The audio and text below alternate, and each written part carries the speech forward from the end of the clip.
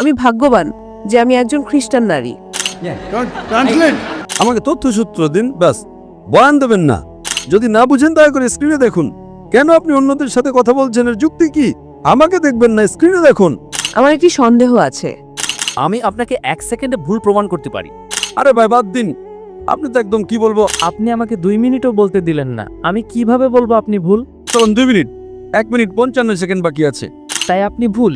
একে আমি 2 মিনিট দিলাম কি না? স্যার, আপনি সময় নষ্ট করছেন, দয়া করে মূল কথায় আসুন। আপনি কেন কথা বলছেন? আপনি যদি ভুল স্বীকার আমার প্রশ্ন হলো ডক্টর সাহেবের কাছে, আপনি কি বাইবেল থেকে প্রমাণ করতে পারবেন যে যিশু মারা যাননি এবং মৃতদের মধ্য থেকে জীবিত হয়ে ওঠেননি? এবং আপনার উত্তর শুধুমাত্র বাইবেল থেকে হতে হবে, ইসলাম থেকে নয়। ভাই সাহেবের প্রশ্ন হলো যে আপনি কি বাইবেল থেকে প্রমাণ করতে পারবেন যে ঈসা আলাইহিস সালাম মারা যাননি? ঈসা আলাইহিস সালামকে মারা যাননি এবং তাকে উঠিয়ে নেওয়া হয়েছে, ঠিক? হ্যাঁ। আপনি কি চান আমি উত্তরটা ইংরেজিতে দেই নাকি উর্দুতে? আপনি যা চান। ঠিক আছে, আমি ইংরেজি পছন্দ করতাম, কিন্তু এখানকার জনগণ উর্দু ভালো বোঝে, তাই ইনশাআল্লাহ আমি উর্দুতে উত্তর দেব। ভাই সাহেবের প্রশ্ন হলো, আপনি কি বাইবেল থেকে, শুধুমাত্র বাইবেল থেকে, অন্য কোনো কিতাব থেকে নয়, প্রমাণ করতে পারবেন যে ঈসা আলাইহিস সালাম মারা যাননি? কারণ খ্রিস্টানরা বিশ্বাস করে যে ঈসা আলাইহিস সালাম মারা গেছেন। তাই আমার প্রতি ওনার চ্যালেঞ্জ হলো, আপনি কি বাইবেল থেকে প্রমাণ করতে পারবেন যে ঈসা আলাইহিস সালাম মারা যাননি? আমি প্রমাণ করব। প্রথমে আমি একটু কোরআনের উদাহরণ দিচ্ছি, আপনার জন্য নয়, আমার মুসলমান ভাইদের জন্য। আল্লাহ সুবহানাহু ওয়া তাআলা সূরা নিসায় 4 নম্বর সূরার 157 নম্বর আয়াতে বলছেন, তারা বলেছে ইহুদিরা, لقد كفر الذين قالوا إن الله موسى ابن مريم। তারা বলেছে ইহুদিরা, আমরা ঈসা আলাইহিস সালামকে হত্যা করেছি যিনি মরিয়ম আলাইহিস সালামের পুত্র ছিলেন। আর কোরআনে লেখা আছে, وما قتلوه وما صلبوه না তাকে হত্যা করা হয়েছে আর না শুলিতে চড়ানো হয়েছে। ولكن شبه لهم। এটা শুধুই তাদের ভ্রান্তি বা সন্দেহ। যদি কেউ এই বিষয়ে মতভেদ করে তবে সে সম্পূর্ণ ভুল। তো কোরআনের পরিষ্কার আয়াত হলো وما قتلوه وما صلبوه। যে ঈসা আলাইহিস সালামকে না হত্যা করা হয়েছে আর না তিনি শুলিত চূড়ে মারা গেছেন। صلبوه একটা হলো crucifixion और एक crucifixion CRUCIFIXION মানে ক্রুসিফিকশন, শুলিতে চড়া এবং মারা যাওয়া।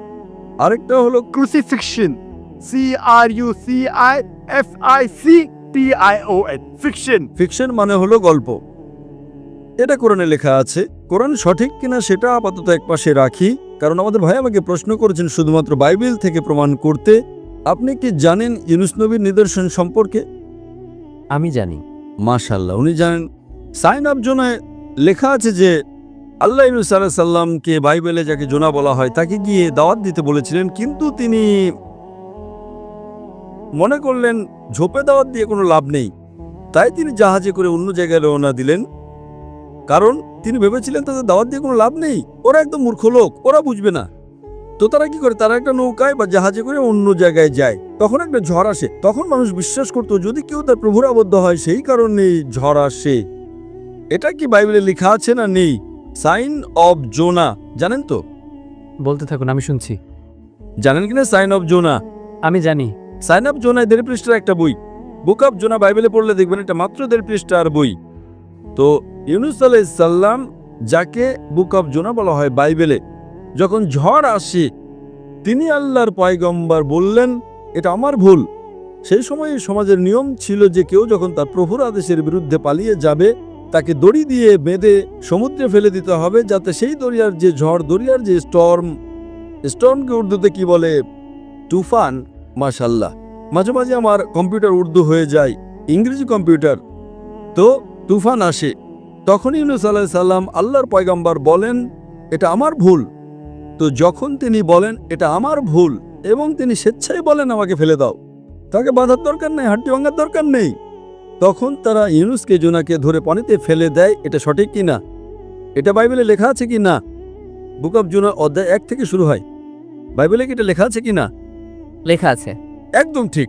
যখন তারা জোনা বা ইউনুস আলাইহিস সালামকে পানিতে ফেলে দেয়, ইউনুস আলাইহিস সালাম তখন জীবিত ছিলেন না মৃত ছিলেন? ইউনুস আলাইহিস সালাম জীবিত ছিলেন। একদম ঠিক।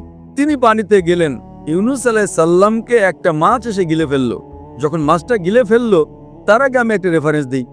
ঈসা আলাইহিস সালাম বলেন বাইবেলে, তোমরা আমার কাছে নিদর্শন চেয়েছো, আমি তোমাদের জোনার নিদর্শন ছাড়া আর কোনো নিদর্শন দেখাবো না। যখন ইহুদিরা এসে জিজ্ঞেস করে আপনার প্রমাণ কি যে আপনি আল্লাহ নবী, তখন তিনি বলেন আমি তোমাদের কোনো মুজিজা দেখাবো না, শুধু জোনার নিদর্শন ছাড়া। আর যেভাবে জোনা ইউনুস আলাইহিস সালাম যেমন 3 দিন আর 3 রাত মাছের পেটে ছিলেন, ঠিক সেইভাবে মানবপুত্র মাটির পেটে 3 দিন আর 3 রাত থাকবেন। অর্থাৎ ঈসা আলাইহিস সালাম বলছেন, যখন তাকে বলা হয় আমাদের মুজিজা দেখান, তখন ঈসা আলাইহিস সালাম বলেন আমি তোমাদের কোনো মুজিজা দেখাবো না, শুধু সাইন অফ জোনা। আর যেভাবে জোনা ইউনুস আলাইহিস সালাম যেমন মাছের পেটে ছিলেন 3 দিন ও 3 রাত, ঠিক একইভাবে আমিও মাটির নিচে থাকবো 3 দিন ও 3 রাত। ঠিক এখন সাইন অফ জোনাতে যখন মাছ এসে গিলে ফেলে ইউনুস আলাইহিস সালামকে, তখন ইউনুস আলাইহিস সালাম জোনা জীবিত ছিলেন না মারা গিয়েছিলেন? জোনা জীবিত ছিলেন। মাশাআল্লাহ। 3 দিন আর 3 রাত মাছ সমুদ্র ঘুরে 3 দিন আর 3 রাত পর্যন্ত জোনা জীবিত থাকতেন না মারা যেতেন? জীবিত। যদি মারা যেতেন তবে তো ওর মুজিজা না, তাই না? সাধারণ মানুষকে যদি সাগরে ফেলি তুফানের মধ্যে মারা যাবে, জোনা জীবিত ছিলেন তাই মুজিজা। মাছ গিলে ফেললে সাধারণ মানুষের তো মরে যাওয়া উচিত। ইউনুস আলাইহিস সালাম জীবিত আছেন 3 দিন পর 3 রাত পর মাছ সমুদ্রে ঘুরে, সাধারণ মানুষের মারা যাওয়া উচিত। জোনা ইউনুস আলাইহিস সালাম জীবিত ছিলেন, মুজিজার উপর মুজিজার উপর মুজিজা। 3 দিন পর 3 রাত পর মাছটি জোনাকে বমি করে দেয় সমুদ্রের তীরে একটা বিচে জোনাকে বমি করে দেয়। জোনা তখন জীবিত ছিলেন না মৃত ছিলেন? জীবিত ছিলেন, জীবিত ছিলেন। মুজিজার উপর মুজিজার উপর মুজিজা। এখন আমি আপনাকে জিজ্ঞেস করতে চাই, ঈসা আলাইহিস সালাম বলেছিলেন আমি তোমাদের কোনো নিদর্শন দেখাবো না, কোনো মুজিজা না, শুধু সাইন অফ জোনা।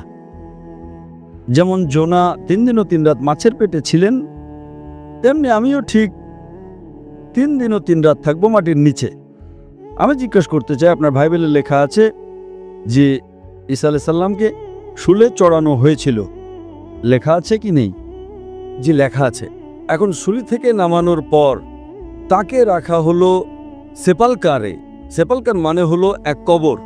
পুরনো দিনে কবরগুলো বড় ঘরের মতো হতো, আজকালকার মুসলমানের কবরের মতো না। বড় ঘর বড় কবর হয়, মানুষ আরামে থাকতে পারে। সেপালকারের ভেতরে ঈসা আলাইহিস সালাম ছিলেন, বাইবেলে লেখা আছে কি নেই? জি, লেখা আছে, কিন্তু স্যার আপনার উত্তরটা 100% ভুল। আমি তো এখন উত্তরই দিইনি। আপনি এটাই উত্তর দিলেন। কি উত্তর দিয়েছি? যে জোনা যেমন মাছের পেটে 3 দিন জীবিত ছিলেন, তা আপনার মানে হলো যিশু জীবিত ছিলেন, তিনি মারা যাননি। আমার মানে না, ঈসা আলাইহিস সালাম বলেছেন বাইবেল। আমি কোথায় বলছি? স্যার আমি আপনাকে সংশোধন করে দিই। আচ্ছা, সংশোধন করুন। আমি এখনো শেষই করিনি, তাই না? আমি শেষ করলাম কোথায়? আপনি তো উত্তরই দিলেন না। আমি আপনাকে জিজ্ঞেস করতে চাই, যখন ঈসা আলাইহিস সালাম কবরে ছিলেন, জীবিত ছিলেন না মৃত ছিলেন? তিনি মৃত ছিলেন। আরে, তিনি কি ইউনুস আলাইহিস সালাম বা জোনার মতো ছিলেন না? আপনি এইমাত্র কিছুক্ষণ আগে বললেন যে জোনা জীবিত ছিলেন, এখন আপনি বলছেন মুসা আলাইহিস সালাম মৃত ছিলেন। আমি আপনাকে সংশোধন করে দিই। দুঃখিত ঈসা আলাইহিস সালাম। আরে ভাই, আমাকে বলতে তো দিন। আমি তো কথাই বলছি না, আপনি বলছেন সংশোধন করতে দিন। আমি জানি আপনি আমার ক্যাসেট শুনেছেন, আপনি প্রস্তুতি নিয়ে এসেছেন। আমি আপনাকে সুযোগ দেব, আগে আমাকে আমার কথা শেষ করতে দিন। কথা শেষ হয় নাই সংশোধন করবেন। ভুল করলামটা কোথায়? উত্তর তো আপনি দেবেন, আমি কেন? আপনি বলেছেন জোনা জীবিত ছিলেন, বলেছেন কি না? জি বলেছিলাম, জোনা জীবিত ছিলেন। আপনি বলেছেন যীশু খ্রিস্ট মারা গেছেন। আমি বললাম না, আপনি বলেছেন। আমি বলেছিলাম ওটা উদাহরণ থেকে পয়েন্ট। তাহলে আমার ভুল কোথায়? উত্তর আপনি দিচ্ছেন, ভুল আমি করছি? এই ভবিষ্যৎবাণী বোঝার ক্ষেত্রে আপনার ভুল। আরে ভাই, উত্তরটা আপনি দিচ্ছেন নাকি আমি দিচ্ছি? আপনি চেষ্টা করতে পারেন। চেষ্টার কথা নয়, উত্তরটা আপনি দিচ্ছেন নাকি আমি দিচ্ছি? আপনি উত্তর দিন, কিন্তু আমি আপনাকে বলছি যে পয়েন্টটা আপনি তুলছেন সেটা গল্পের একটা নীরব পয়েন্ট। উত্তর আপনি দিচ্ছেন নাকি আমি দিচ্ছি? আপনি উত্তর দিন। না, আমি আপনার কাছে উত্তর চাইছি। তো যখন উত্তর আপনি দিচ্ছেন তখন আপনি আমাকে বলছেন আমি ভুল। অবাক ব্যাপার। আমি প্রশ্ন করছি, আপনি উত্তর দিচ্ছেন এবং বলছেন আমি ভুল। আমি যদি আপনার উত্তরের সাথে দ্বিমত পোষণ করি, তারপর আপনি বলতে পারেন। দ্বিমত করার আগেই বলছেন আপনি ভুল। You R jumping the gun. ইংরেজিতে জানেন? জাম্পিং দ্য গান মানে কি? আপনিও একই কাজ করছেন। দুঃখিত, আপনিও একই কাজ করছেন। আপনিও একই কাজ করছেন। আপনি ভবিষ্যৎবাণীর যে পয়েন্টটা তুলে ধরছেন সেটা আসল পয়েন্ট নয়। আসল পয়েন্ট হলো 3 দিন ও 3 রাত ইডিয়াম, যা ওল্ড টেস্টামেন্টে বুক অফ এজরা এবং সাইন অফ জোনাতে ব্যবহৃত হয়েছে, এবং এটাই যিশুর ক্ষেত্রেও প্রযোজ্য।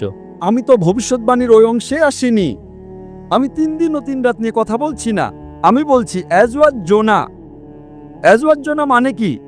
জোনা যেভাবে ছিলেন সেইভাবে ঈসা আলাইহিস সালাম ওই 3 দিন ও 3 রাতে পরে আসবো। আপনি ধারাবাহিকভাবে যান না।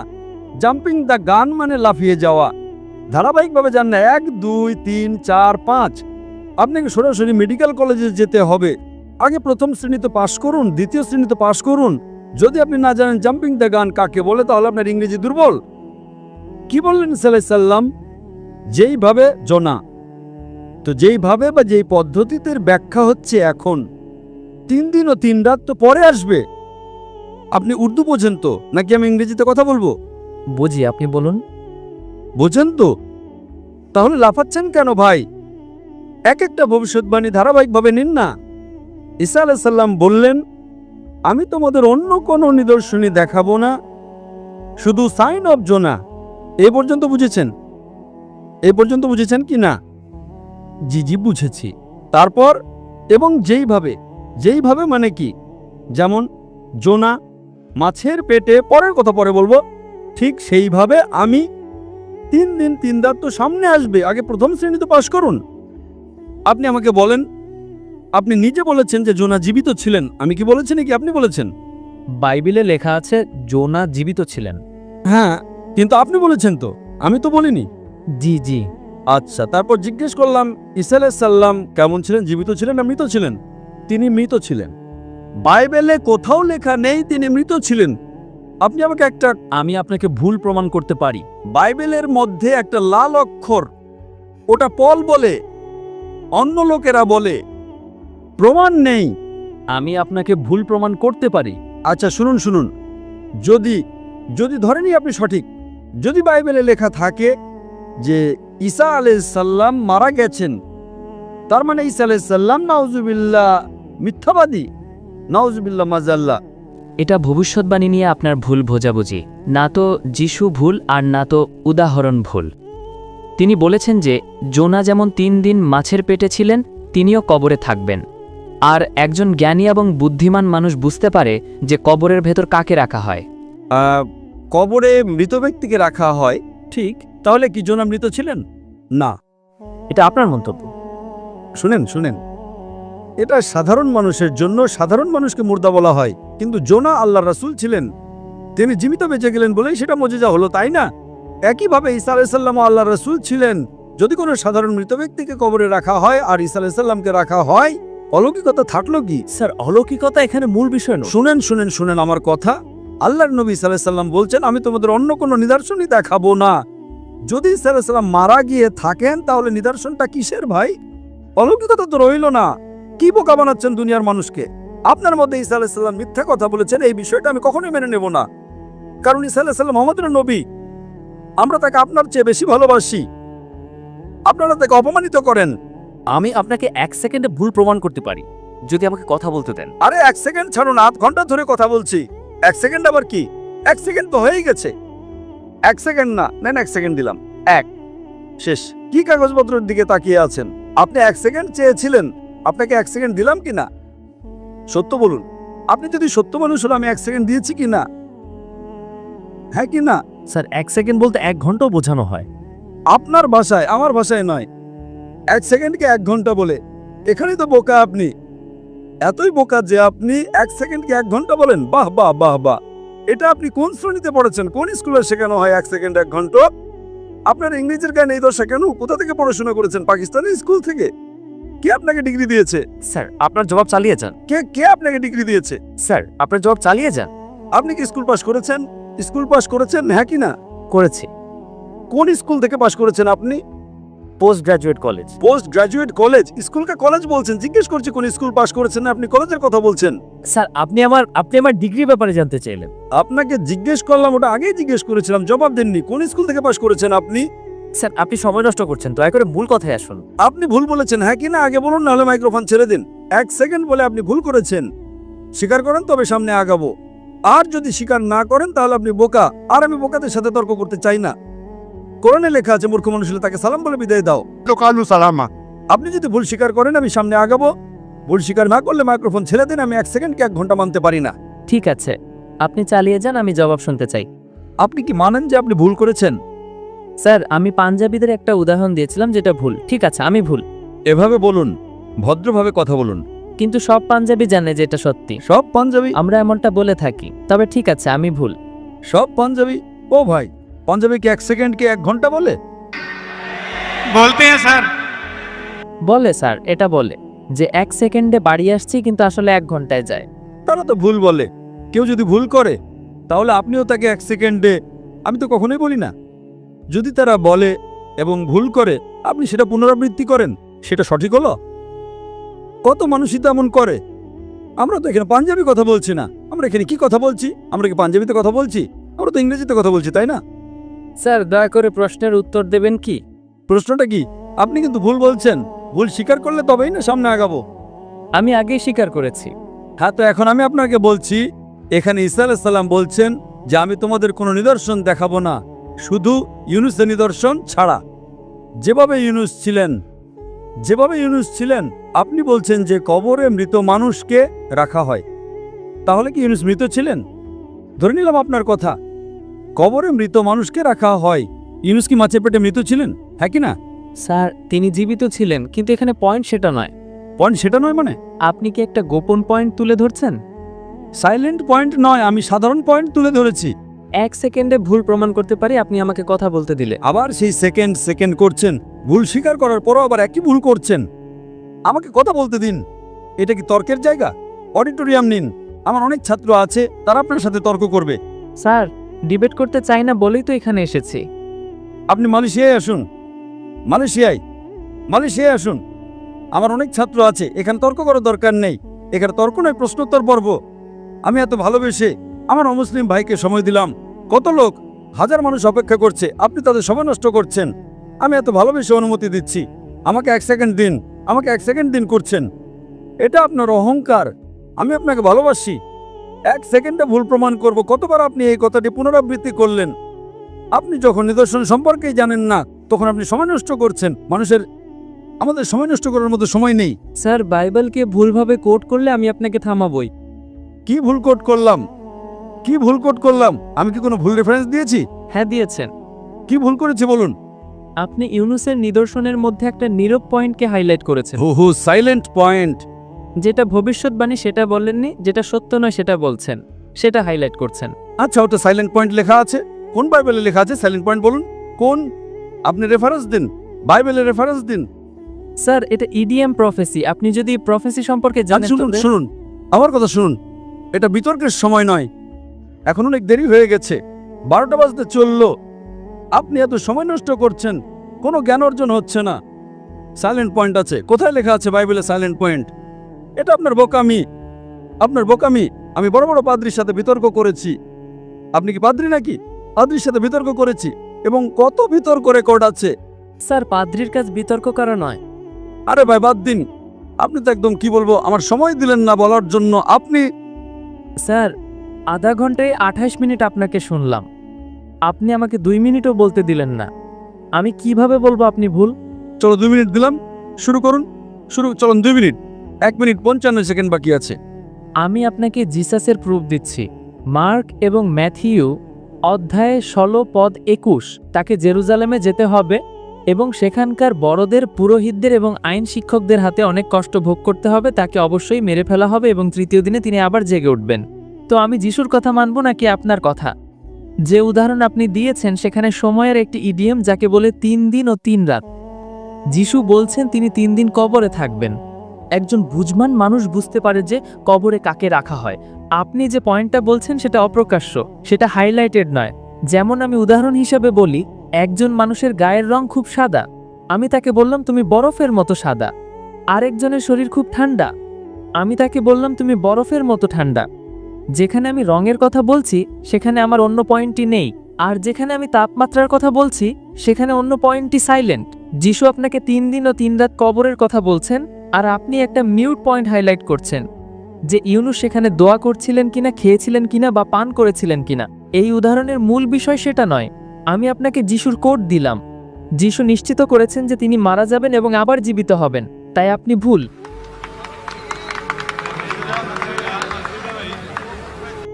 এখনো 15 সেকেন্ড বাকি আছে। আমি আপনাকে দিয়ে দিলাম আমার 15 সেকেন্ড। শেষ। এখন আপনি চুপচাপ শুনবেন আমাকে? হ্যাঁ। একে আমি 2 মিনিট দিলাম কি না?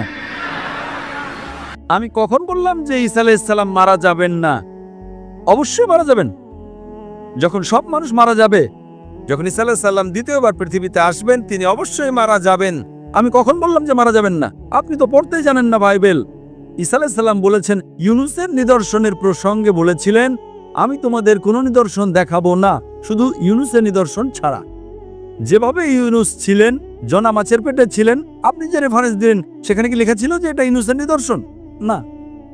যদি ঈসা আলাইহিস সালাম মারাই যেতেন তাহলে অলৌকিকতা রইল না, তিনি নবী নন। যদি লেখা থাকে যে ঈসা আলাইহিস সালাম মারা যাবেন, আমি কখন বললাম যে মারা যাবেন না? প্রত্যেক ব্যক্তি মারা যাবে। কুল্লু নাফসিন যায়কাতুল মউত। কোরআনের আয়াত, সূরা আলে ইমরান, সূরা নম্বর 3, আয়াত নম্বর 85। আপনি তো, আমি কখনো বলেছি ঈসা আলাইহিস সালাম মারা যাবেন না? ঈসা আলাইহিস সালাম আবার আসবেন, আসার পর অবশ্যই মারা যাবেন। স্যার, এখন চুপ থাকুন, আপনি এখন চুপ থাকুন, শুনুন। মানলে মানুন, না মানলে চলে যান। আমাদের সময় নষ্ট করবেন না। ধৈর্যের একটা সীমা থাকে, ধৈর্যের একটা সীমা থাকে, কিন্তু ধৈর্য ধরে আপনারা মানুষের এত সময় নষ্ট করছেন। 2 যোগ 2 5, 2 যোগ 2 5। কেন আমি কি শুধু শুনতেই থাকবো? এটা তো পুরনো উদাহরণ হয়ে গেল। আপনি কেন কথা বলছেন? একটু চুপ করে বসবেন। আপনি চুপ করে বসবেন। তার মাইক্রোফোনটা বন্ধ করুন। আগে ওর মাইক্রোফোনটা বন্ধ করুন। ওর মাইক্রোফোনটা বন্ধ করুন। ও নিজের সময় নষ্ট করছে। এ মানুষকে 1 সেকেন্ডকে 1 ঘন্টা বলে। যদি বাইবেলে লেখা থাকে যে ঈসা আলাইহিস সালাম মারা যাবেন, আমি কখন বললাম যে মারা যাবেন না? কিন্তু যখন ঈসা আলাইহিস সালামের কাছে বলা হয় যে আমাদের কিছু নিদর্শন দেখান, কিছু অলৌকিক দেখান, তখন ঈসা আলাইহিস সালাম বলেন, আমি আপনাদের কোনো মুজিজা দেখাবো না। যদি কবরে দাফনের পর মারাই যায় তাহলে সেটাকে মুজিজা হয়? হয় না মুজিজা। ওটাকে মুজিজা হয় না, হয় না। মুজিজা কখন হবে? যখন কবরে জীবিত থাকবে। এর এতটুকু জ্ঞান নেই যে কবরে তো মানুষ মরা লাশকেই রাখে, আর মুজিজা হলো না।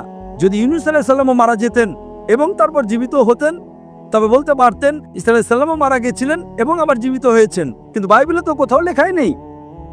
Silent point. কিসের সাইলেন্ট পয়েন্ট ভাই? মানুষকে কি বোকা বানাতে এসেছেন?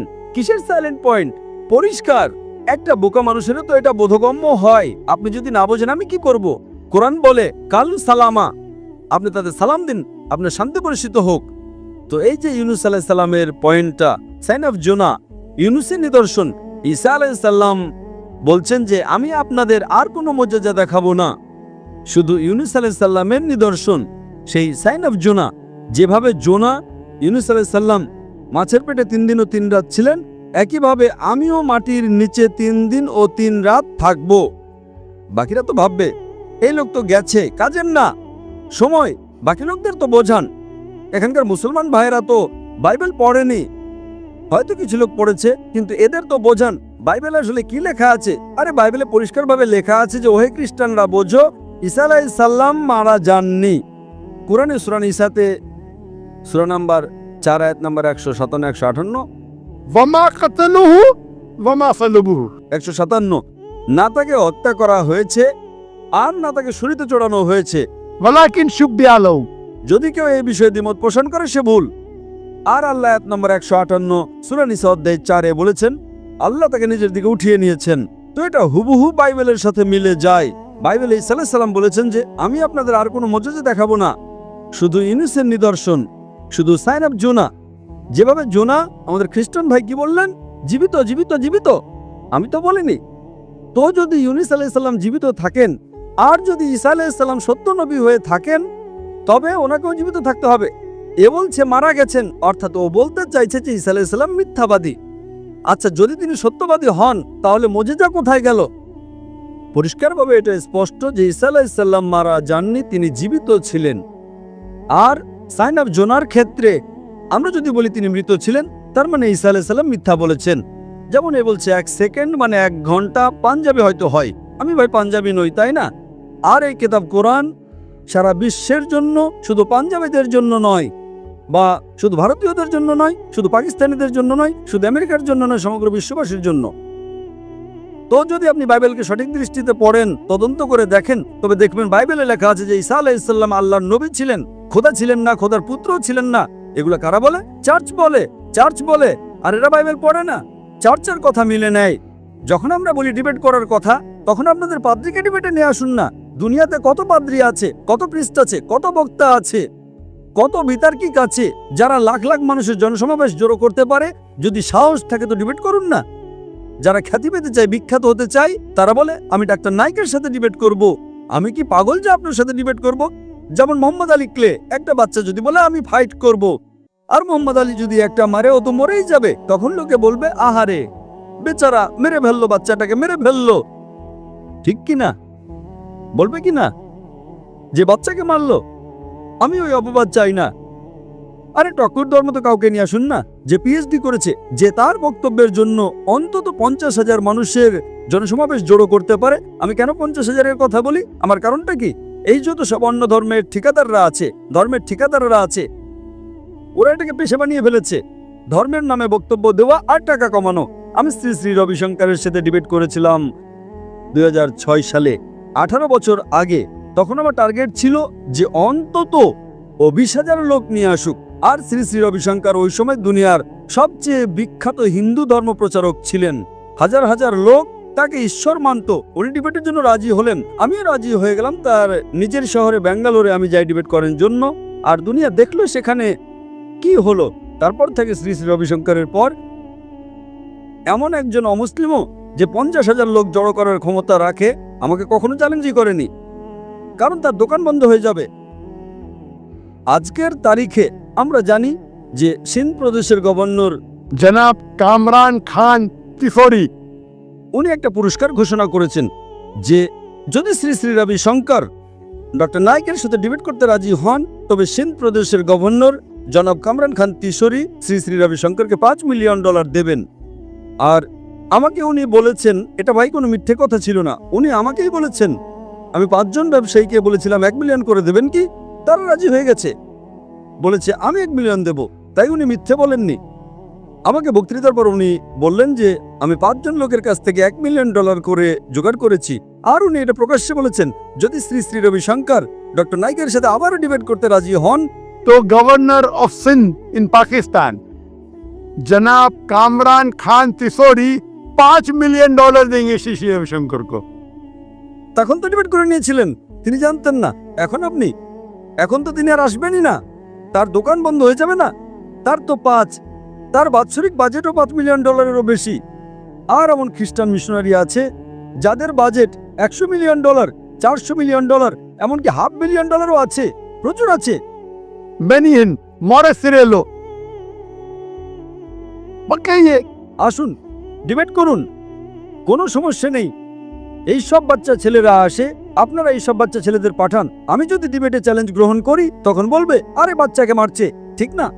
টক্কর দেওয়ার মতো মানুষ নিন।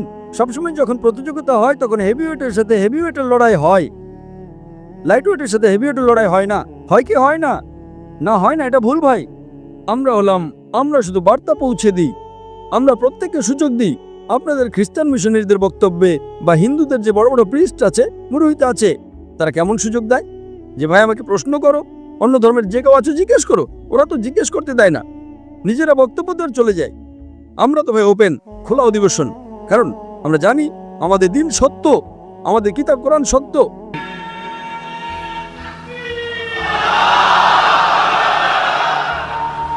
আল্লাহ তাআলা সূরা ইসরা সূরা নম্বর 17 আয়াত নম্বর 81 বলেছেন, वकुल जाल हक वज़ाकल बातिल इन्नल बातिल काना ज़ऊका। সত্য যখন মিথ্যার সাথে সংঘাত করে, তখন মিথ্যা ধ্বংস হয়ে যায়। ইনশাআল্লাহ আমরা এখন অন্য মানুষদের প্রশ্ন করার সুযোগ দেব। মুসলিম। অমুসলিম। আমি খ্রিস্টান। খ্রিস্টান, হ্যাঁ বলুন। আমার নাম এন্না। আমি একজন প্রাইভেট কর্মচারী। আমি যা জিজ্ঞাসা করতে চাই তা হলো ইসলাম ধর্মের শিক্ষা সম্পর্কে। আমার একটি সন্দেহ আছে।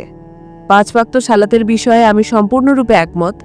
এটি সত্যিই আমাদের শৃঙ্খলাবদ্ধ করার জন্য, এবং আমার মতে এটি কিছুটা কঠিনও বটে, কিন্তু এটি ভালো। দ্বিতীয়ত, রমজান মাসে 30 দিন রোজা রাখাকেও আমি খুব ভালো বলে মনে করি। যে বিষয়টি আমাকে সন্দেহে ফেলে তা হলো বহুবিবাহ। আমার মতে বহুবিবাহ আমাদের মতো নারীদের জন্য অত্যন্ত ক্ষতিকর।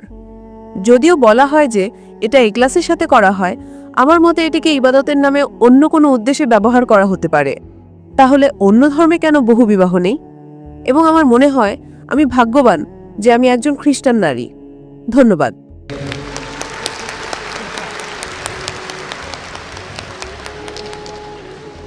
আমি যদি প্রশ্নটি সঠিকভাবে শুনে থাকি, তাহলে বোনের প্রশ্ন হলো, তিনি ইসলামের বহুবিবাহ প্রথার সাথে একমত নন, হ্যাঁ। অন্য ধর্মে বহুবিবাহ নেই, তিনি এটাই বলেছেন, তাই তো? হ্যাঁ। বোন, প্রথমে আপনাকে বলি, এই পৃথিবীতে এমন কোনো ধর্মগ্রন্থ নেই যা শুধুমাত্র একজনকে বিয়ে করার কথা বলে, একমাত্র কোরআন ছাড়া। আপনি একজন খ্রিস্টান, আপনি বাইবেলের যে কোনো একটা শ্লোক দেখান যেখানে শুধু একজনকে বিয়ে করার কথা বলা হয়েছে। বাইবেলে এমন কিছু নেই। এই পৃথিবীতে কোরআন ছাড়া আর কোনো ধর্মগ্রন্থ নেই যেখানে শুধুমাত্র একজনকে বিয়ে করার কথা বলা হয়েছে, একমাত্র কোরআন ছাড়া। আপনি বাইবেল পড়ুন, বাইবেলের কোথাও বলা নেই যে আপনার কেবল একজন স্ত্রীকেই বিয়ে করা উচিত। আপনি কি দেখাতে পারবেন বোন? আমি শুধু এটাই জানি যে ঈশ্বর যাকে একত্রিত করেছেন, মানুষ যেন তাকে বিচ্ছিন্ন না করে মৃত্যু ছাড়া। শুধু এটুকুই। আমাকে তথ্যসূত্র দিন, বয়ান দেবেন না, প্রমাণ দিন, অধ্যায় নাম্বার, শ্লোক নাম্বার। আমি যেমন বলি, এফিসিয়েন্স অধ্যায় 5 শ্লোক 18 মদ্যপান করো না, প্রভাবস অধ্যায় 24 শ্লোক 1। আমাকে তথ্যসূত্র দিন, ব্যাস, বয়ান দেবেন না। বাইবেলের একটি মাত্র শ্লোক দেখান যেখানে বলা আছে কেবল একজন নারীকে বিয়ে করতে হবে। যদি জানেন বলুন, যদি না জানেন বলুন যে আপনি জানেন না, বয়ান দেবেন না। ঠিক আছে বোন, আমি বাইবেলের একজন ছাত্র।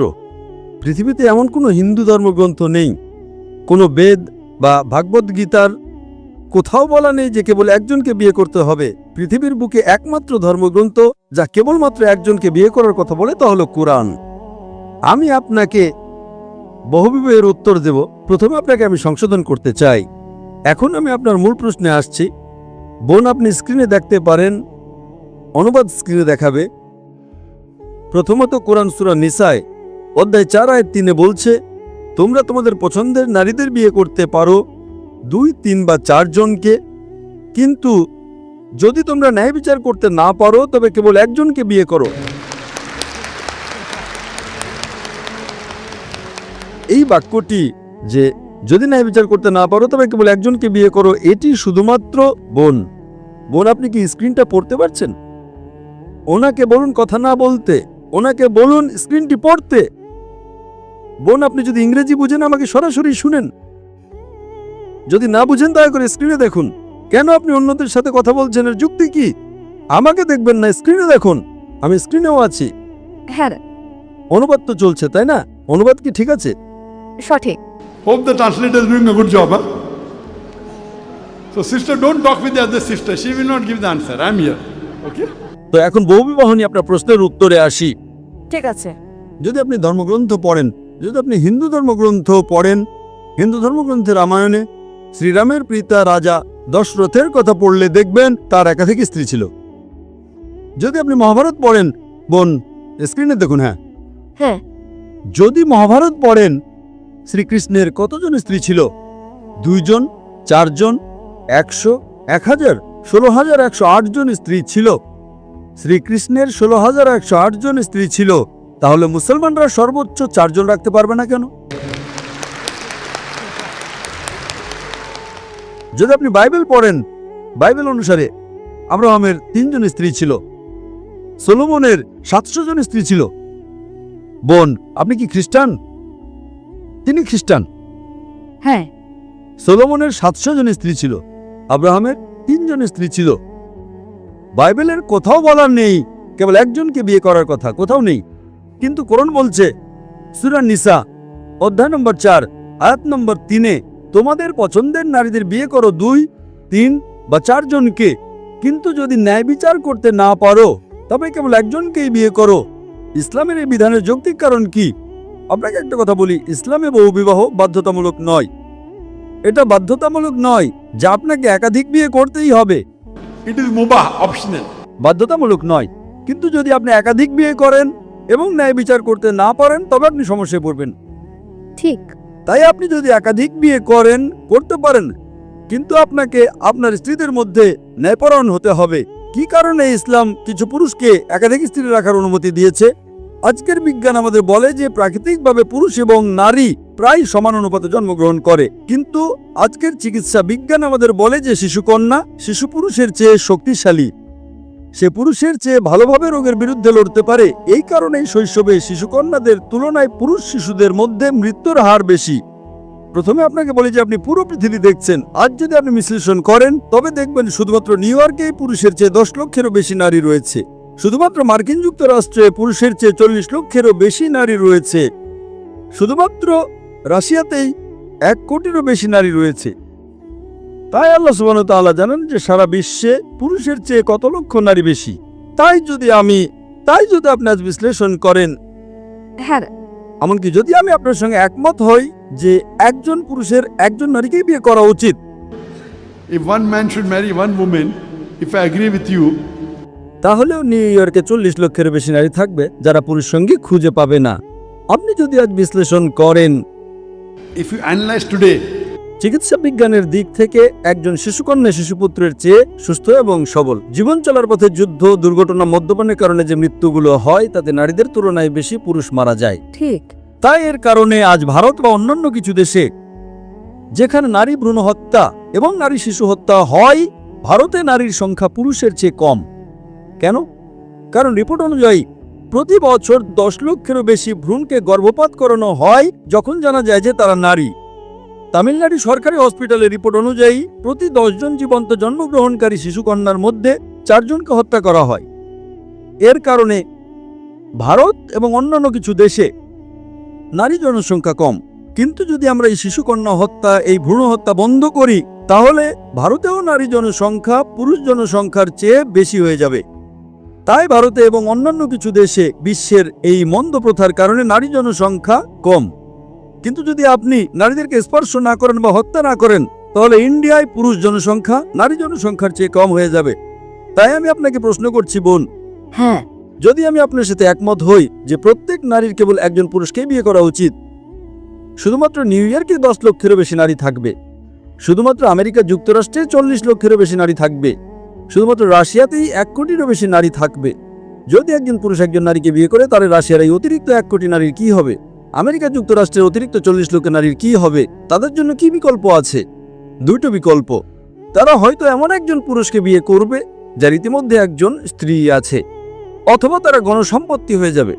গণসম্পত্তি কত কঠিন একটি শব্দ! এটাই সবচেয়ে মার্জিত শব্দ যা আমি ব্যবহার করতে পারি বোন। তাই তার জন্য একমাত্র বিকল্প হলো সে হয়তো এমন একজন পুরুষকে বিয়ে করবে যার ইতিমধ্যে একজন স্ত্রী আছে, অথবা সে গণসম্পত্তি হয়ে যাবে। আমেরিকায় গণসম্পত্তি একটা সাধারণ ব্যাপার, খুবই সাধারণ। গড়ে একজন আমেরিকান পুরুষ একজন নারীকে বিয়ে করার আগে 8 জন ভিন্ন নারীর সাথে যৌন সম্পর্ক স্থাপন করে। সে বিয়ে করার পরে কতজনের সাথে শোয় তার কোনো পরিসংখ্যান নেই। তাই আমেরিকায় প্রেমিকা থাকাটা সাধারণ ব্যাপার। 2 জন, 5 জন, 10 জন, 20 জন, 30 জন, একাধিক আইনগত স্ত্রী রাখাটা গ্রহণযোগ্য নয়। কেন? এটা তাদের হজম হয় না। আমি জানি যে কোনো নারী তার স্বামীকে ভাগ করে নিতে চাইবে না, আমি এর সাথে একমত। কিন্তু যে কোনো ইসলামিক নারী যে উপলব্ধি করে যে তার আরেকজন বোন স্বামী খুঁজে পাচ্ছে না, সে তার বোনকে রক্ষা করার জন্য নিজের স্বামীকে ভাগ করে নিতে আপত্তি করবে না। তাই ইসলামে নারীদের রক্ষা করার জন্য কিছু পুরুষকে একাধিক স্ত্রী রাখার অনুমতি দেওয়া হয়েছে, অন্যথায় নারীরা শালীনভাবে জীবনযাপন করতে পারবে না। দেখেন, আজ ওয়েস্টার্ন কালচার যা নারীর অধিকার এবং নারী স্বাধীনতার কথা বলে, সেটা আসলে তার ভরণ পোষণ, তার ইজ্জতের অবমাননা এবং তার আত্মার অবক্ষয়ের একটি ছদ্মবেশ ছড়া আর কিছুই না।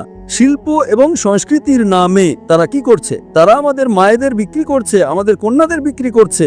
তাই ইসলাম নারীকে রক্ষা করে এবং হিজাবের পাশাপাশি একটি কারণ হলো কিছু পুরুষকে একাধিক স্ত্রী রাখার অনুমতি দেয়া, যাতে করে তারা নারীদের রক্ষা করতে পারে। তাই ইসলাম কিছু পুরুষকে একাধিক স্ত্রী বিয়ে করার অনুমতি দিয়েছে যাতে তারা নারীদের রক্ষা করতে পারে। এবং আরো বিস্তারিত উত্তরের জন্য আপনি আমার ভিডিও ক্যাসেট ইসলামের নারীর অধিকার আধুনিকতার নাকি সেকেলে দেখতে পারেন। আশা করি এটি আপনার প্রশ্নের উত্তর বোন।